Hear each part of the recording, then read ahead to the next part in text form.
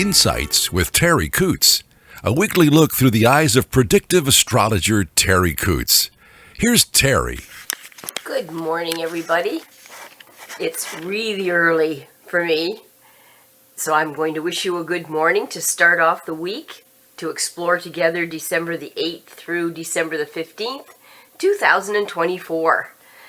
We're getting close to 2025. I don't know if you have the trouble, but I usually have about 2 or 3 months it takes me to get used to the new year. So we still have that optimistic energy in Sagittarius, in the sun sign.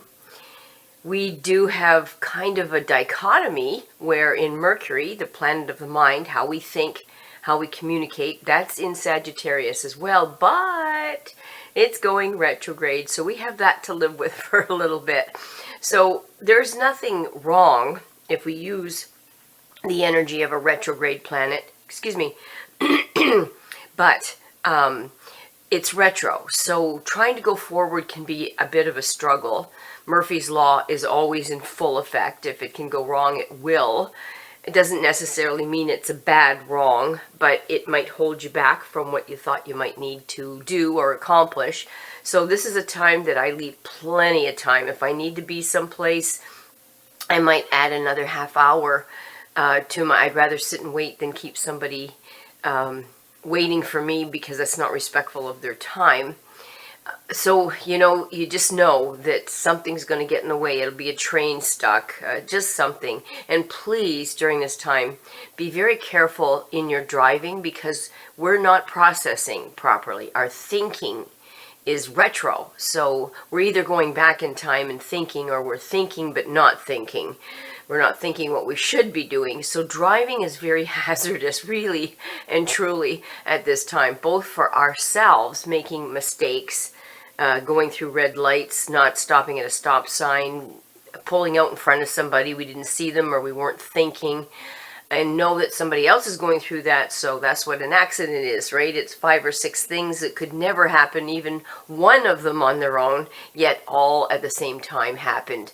So just be cognizant of that if you can, and we can minimize the damage to our cars and our lives. So the optimism that we are granted in the sun sign of Sagittarius, and that ability to seek truth, wanting to know the truth, that the truth is so important, and speak the truth, can be not canceled necessarily, but muted by Sagittarius going retrograde. So we have one going forward and one going backward. Now, that doesn't mean that all is lost. It just means that we may need to consciously pull on one or the other. So if I do need to maybe remember something, or to go back and say, where did I leave that? We can use that retrograde in Mercury and go back in time. If I need to create something for the future, or think about a new plan for maybe my dog training classes, it goes forward if we consciously pull on that. So we have access to both an accelerator, a brake, and drive in reverse. We just have to use it consciously, or we can get stuck in neutral and just rev. Just think about it. Just think about it. And then Venus, the planet of love, beauty, and attraction, is in Aquarius. The challenge with it being in Aquarius is it's not a warm, fuzzy kind of energy field. So if you're looking for warm, fuzzy validation, somebody telling you how amazing you are, which feels so good, and don't forget to tell other people how amazing they are, because it feels good to them too. This energy is one of more independence, more global, more humanitarian than individual.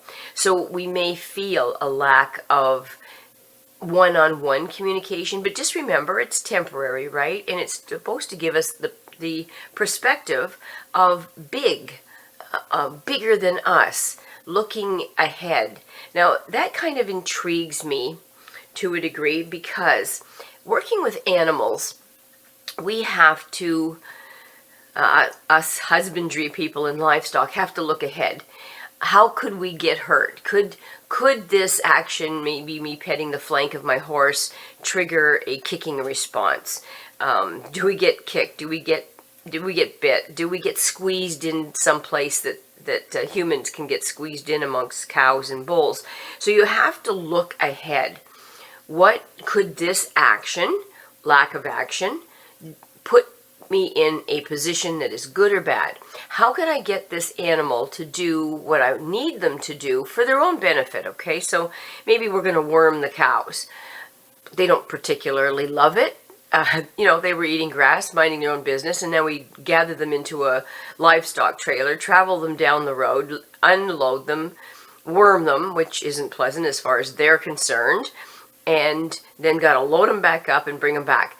So none of it is anything that they want to be inconvenienced for. So I can't explain it to them, right? So we have to think, how can we get these cows in this trailer, which is not something that they would normally want to do. And we have to get them confined. So you just feed them in a paddock.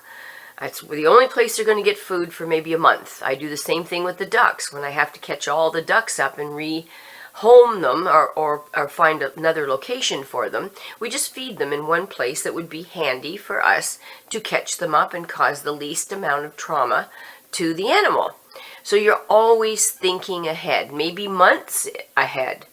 Knowing that I have to put my birds back in their cages at some time, then I will make sure that every time I go to the little sunflower seed jar, I go over to their cage, they fly into their cage, I give them their sunflower seed, or their walnut, or their almond, and then I walk away and they're free to go again, so that they have a perception of going in their cage is a wonderful thing, because they keep getting these amazing treats that they don't get at other times, other than training.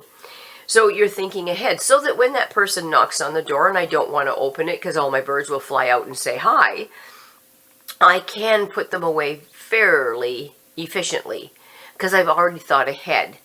That's what this Aquarius is, excuse me, in Venus. It is about trying to think ahead, but it's in relationships, and it's also in what we're attracted to. So it's a great time to look ahead and say, what do I think I would like in my life? What do I need?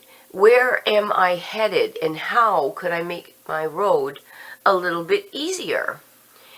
That's the energy that we're being offered, to be able to see ahead, to be able to put ourselves in a position that makes it easier to get to where we think we may need to get to. Now, the combination of Mars, the planet of our passion and drive, in Leo, but also going retrograde, so that's our passion, that's our energy. So it's like the furnace turning. You can't turn your furnace on every time you turn your furnace on to get heat in your house. It actually sucks heat out of the house, so it becomes an air conditioner instead of a heater. So it's taking away our energy.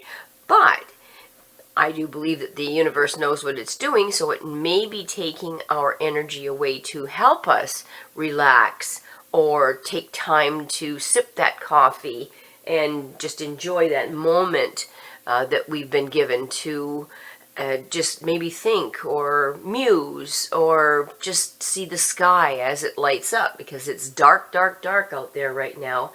But I'm just starting to see some purple and beautiful hues in the sky. And it's just glorious when I watch a sunrise. Just absolutely glorious with that sun red coming through the trees. It's beautiful. Now, so we have that forward and backward and being prepared and looking ahead. I do see that with humans, I'm afraid. I do see that with humans a lot, that they don't look ahead. Even, let's just take driving again. Many people don't look in the rear view mirror to see what's coming up, so that they're aware of all of their surroundings. They're just focused on maybe what they're listening to on the radio or what's in their mind at this moment. Maybe making a quick lane change without thinking. I've seen it many, many times. Or maybe it's a blind spot that they're not aware of. Or driving with their car full of snow, can't see anything, I can't see anything behind them because the snow's coming off their car and they didn't take that moment to declutter.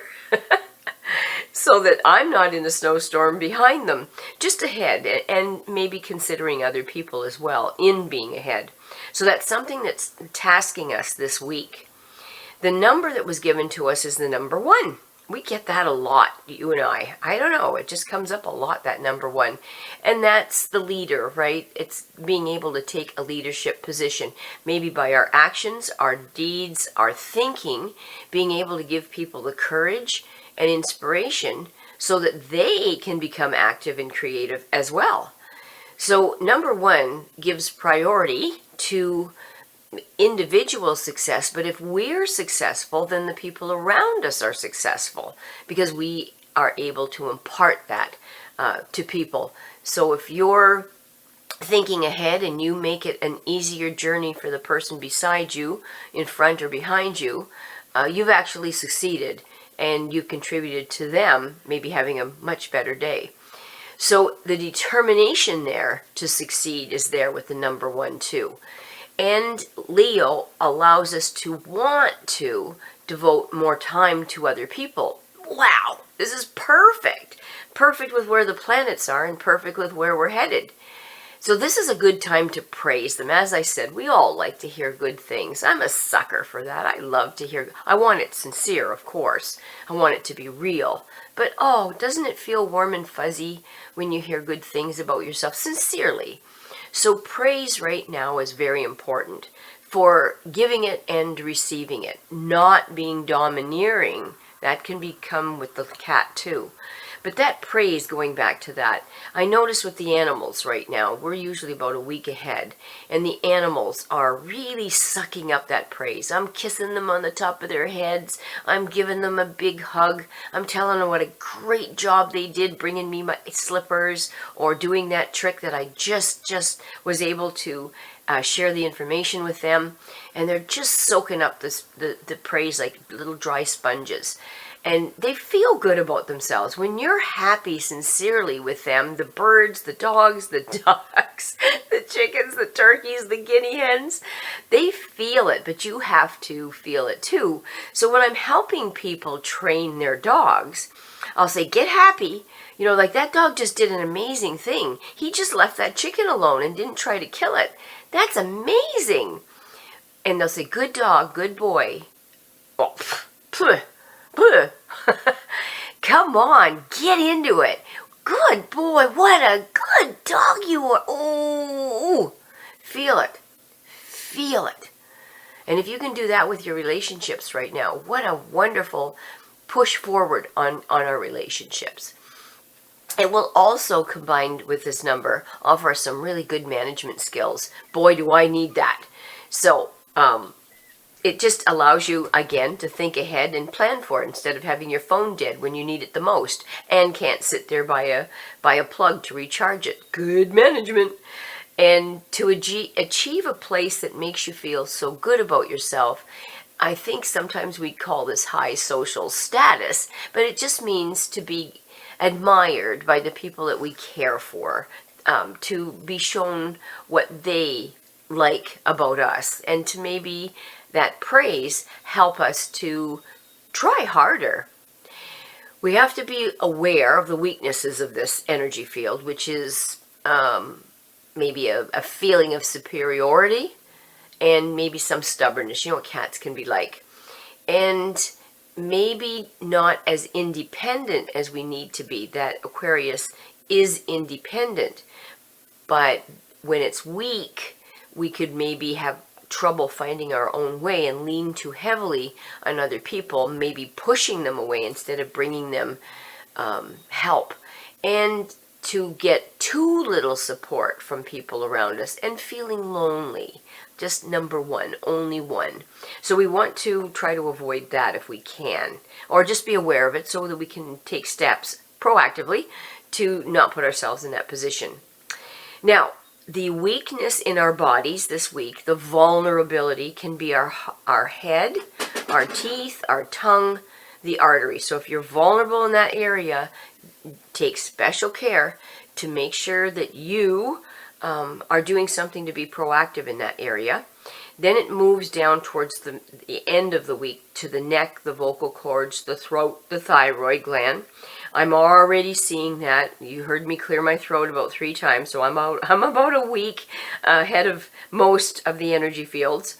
And then by the end of the week, it moves into the shoulders, the arms, the hands, and the bronchial tubes and lungs. So as I said, I'm preparing already. So if I know this is going to happen, this is when my oil of oregano comes out, or the lemongrass. I make sure that I'm just giving my body a little bit of a chance to at least stay even. Now, what was given to us as far as a reading, very quickly, is a lot is in the physical area, which is money, security, comforts, health, body, our physical experience. What they're trying to impart to us is that fear, and how can we not be fearful when things are going so silly right now, fear could become the dictator of what actually happens to us. So it's not to be ridiculously fearless and not account for some of the things that happen or could happen.